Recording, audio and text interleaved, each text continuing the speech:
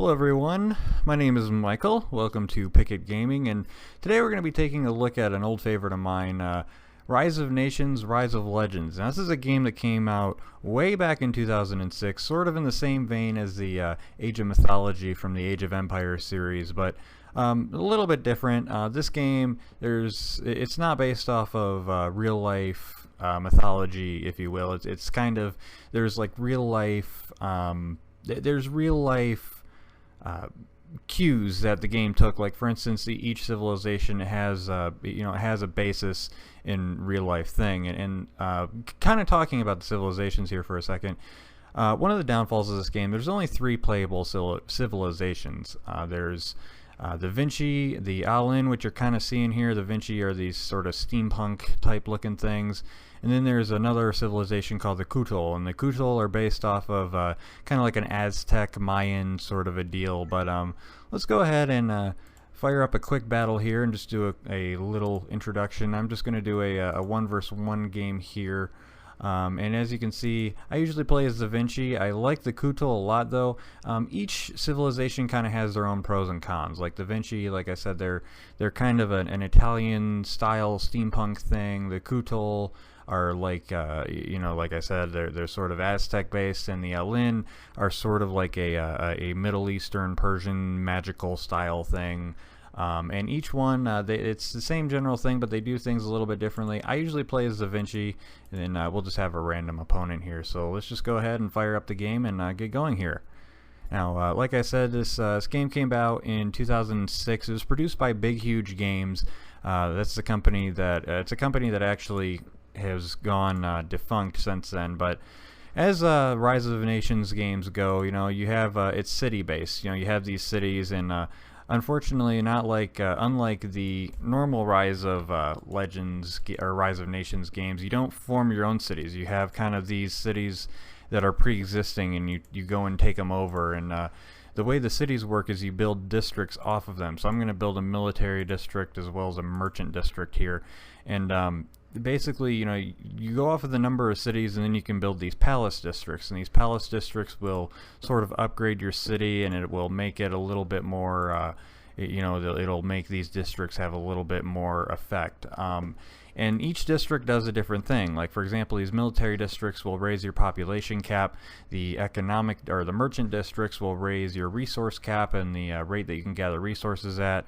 The industrial districts will give you these research points that you can use for various things. Like for instance, I'm going to take it to make my civilians be armed. And then the palace districts, like I said, it turns your cities into great cities and increases the effect of these districts. So I'm going to go ahead, I'm going to add one of these industrial districts and get going from there. Now there's only 2 main resources. This is another area where it kind of differs. It's very streamlined as opposed to the Rise of Nations series or the Age of Empires series. You only have 2 resources as the Vinci. You'll have Timonium and Wealth, and the way you get Timonium is by having these mines here, and you can build mines off of any of these little Timonium deposits, if you will, and then create miners to mine them. And for Wealth, you'll see you build caravans. That's why I built this little guy, and he'll go off and he'll trade with the cities. And actually, one thing that's cool is that through continued trading, you can as you can see, you can buy the cities. You can purchase the city, and every time the caravan will visit the city, that cost to purchase the city will go down. And if you get it past 0, the city will just become yours. It'll just assimilate itself and become yours. So I'm going to go ahead and build a palace district here, as well as get my my military here kind of going. And really, it's just the reason why I've always liked this game is that it's kind of the same. Like I said, it's in the same vein as the Rise of Nations games, but just a little bit different. So let's see here. I need some more Timonium, so I'll keep going ahead and building miners here. I usually like to focus on economy when I'm playing this game.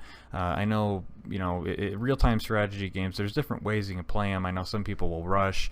Me, I like to kind of take my time, but for the purposes of this video, I don't want to keep it too long, so let's just go ahead and play a little bit more aggressively. Now, what I'll do is I'll come down here and actually I could save up and buy this city, but I'll just go ahead and see how my Vinci soldiers here will do, my little Imperial Musketeers. And we'll just go ahead and attack the city. And this is an Alin city, so you can see you have Dunewalkers. This is one of the this is kind of like the standard unit for the Alin. And looks like I'm not doing all that great, but that's okay. Let's go ahead and we'll build a barracks so that way we can continue to and actually with the way because of my large city, it increased my territorial limits, so you can build like a barracks wherever you want in your territory. So I'm just going to build this right next door to these guys, and so that way, you know, they'll just, whenever I build more soldiers, they'll just go ahead, and these guys are going to get wiped out, but whenever I build more soldiers, they can just go ahead and just immediately attack these guys. So let's go ahead and make a couple of units of these. You can also build these clockwork men. These guys are going to attack my barracks, so I need this guy to and actually, one thing you can do, that's another thing that I forgot to mention, you have these research points, and you get those by building these research labs. And every time you build a research lab or then turn a research lab into something, you get a research point. And you can use those research points to research these various little things. And the one I did was called politics, and what that'll do is it'll help extend your national borders as well as do attrition damage to any enemies. So as soon as that's done, these guys, well, these guys aren't going to last very long, but if they did, they'd start taking attrition damage. So I'm just going to go ahead, I'm going to start taking over this city here. And here, let's make a clockwork men, and a couple of clockwork men, and you'll start to see kind of the steampunky feel of this civilization.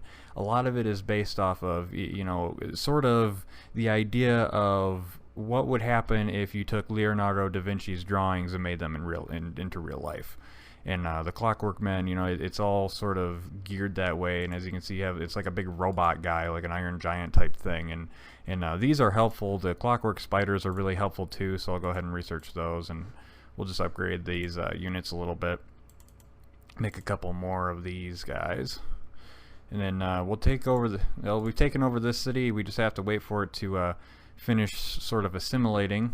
And and it looks like I'm also facing another Vinci guy. I don't think I have the difficulty up very high, so I should be able to win this game pretty quickly. But we'll go ahead and move these guys down here, and if I had more wealth, I could make them another clockwork spider, but that's okay.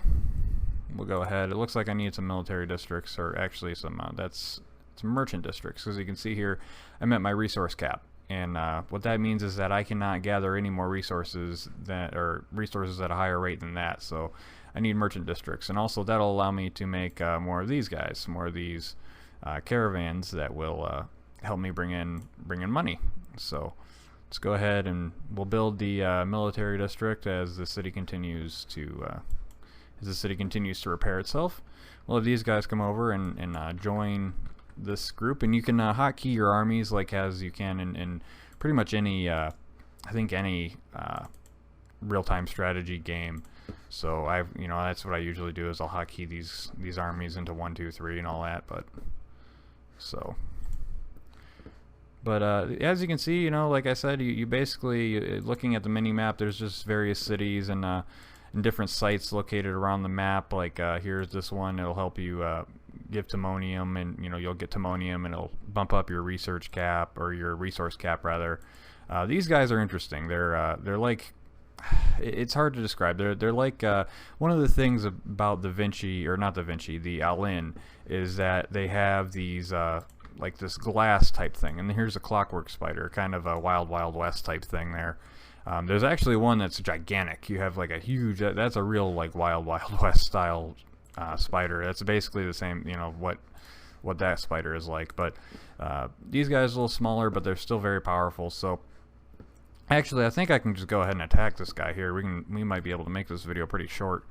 But that's kind of, you know, the basic thing. You'll just, you know, you go through, and this guy's not done exploring. I don't know why he's just chilling there. But that's just kind of the basic thing, and we'll see how this attack goes. It should go pretty well, because I mean it's pretty early in the game. I don't see this going poorly, really, and now that I've said that, it will go poorly. But let's, just in case, let's continue to get my resources going here. We'll make another caravan here in another merchant district. And let's see here. Okay, now I'm in enemy territory. Let's see. He hasn't researched anything that's going to give me attrition damage, so that's good. And we'll just go straight for his base. Actually, there we go. Yeah, see, he's only got this little bit of army, and I should be able to win this pretty easily. This game's going to be a quick game. But if you'd like, I was thinking about doing a series. There's a great campaign mode, and that's really the thing that really I like about this game. Is there's a fantastic campaign mode that spawns. You really get an in-depth view of all 3 civilizations, and it usually takes a minute. But I was thinking about doing a campaign with this game, so let me know if you'd like to see that. I think I'm going to do it anyway, but I always would like to see what you guys have to say. And yeah, I'm going to take over his city really quickly here. And so yeah, that's just that's a quick little look at Rise of Legends. It's a fantastic game. If you'd like to pick it up, it's not on Steam, unfortunately. You have to buy the hard copy, which is it almost feels like an ancient thing doing nowadays. And one thing I will say, I've heard that there's 2 versions of this game, because this game came out kind of when the CD-ROM to DVD transition was going on. I have heard that the PC versions will not work on newer versions of Windows, but I mean, this is the PC version that I installed, and I was kind of surprised because it was working, and I'm on Windows 10. So but I've heard, just to be better safe than sorry, pick up the DVD version, and you should be okay. So that's like I said, that's a quick little view of Rise of Nations. Hope you enjoyed the video. Click like if you liked the video, dislike if you didn't, or leave a comment down below to if you have any other comments that don't fit into that like or dislike category. And I'll see you guys later.